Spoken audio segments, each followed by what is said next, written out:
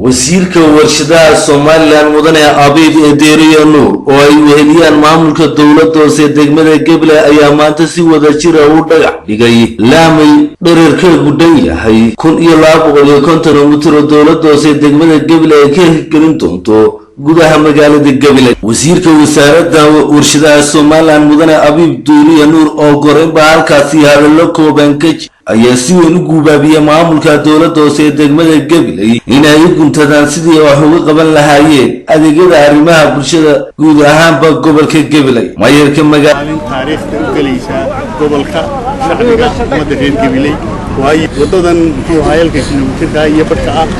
waynagan iyadana furay tukaraadna laga wadaa sariimadii waa la wadaa runtii waa maalin taariikhda ku qormaysa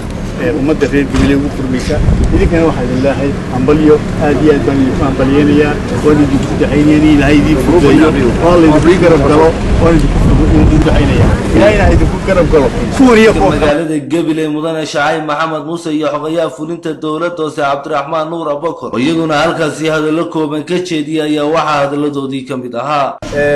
tukalo 800 mitirna gacantan waxna wad soo aragtay markii cusub halkan ku hirgelino ay lacag badan ku baxaysana waanu bixinay cid ku guuleysatay oo tawxiid construction lagu guuleystay sidaasaan insha Allah ku wadnaa tana waa 1 kilomitir iyo 100 iyo 1250 mitir wadadani insha Allah loogu ducee in horumarka xukuumadeena iyo dawladeena meel sare iyo meel hoosaba oo isla jaan qaado maadaama ay nahay xukuumadda wax qabad iyo 250 wadadani bidkeedii waa la bixiyay laamasa waana u dhamaanaysaa waana wadadan waxa noqon doontaa wado magaalada fidisa oo ay seen magaalada kor ugu baxdo oo ay dadka jiidaas reedegena ay adeegyada ugu helaan sariibada marka loo dhiso wadadan waa wado muhiim ah dadka u baxa jiida sare ee tuulooyinka Boodley Boqor Ijaara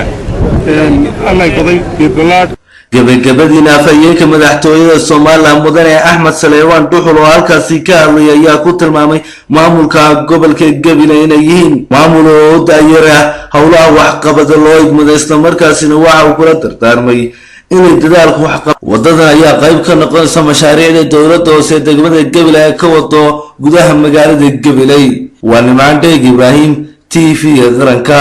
Gabiley.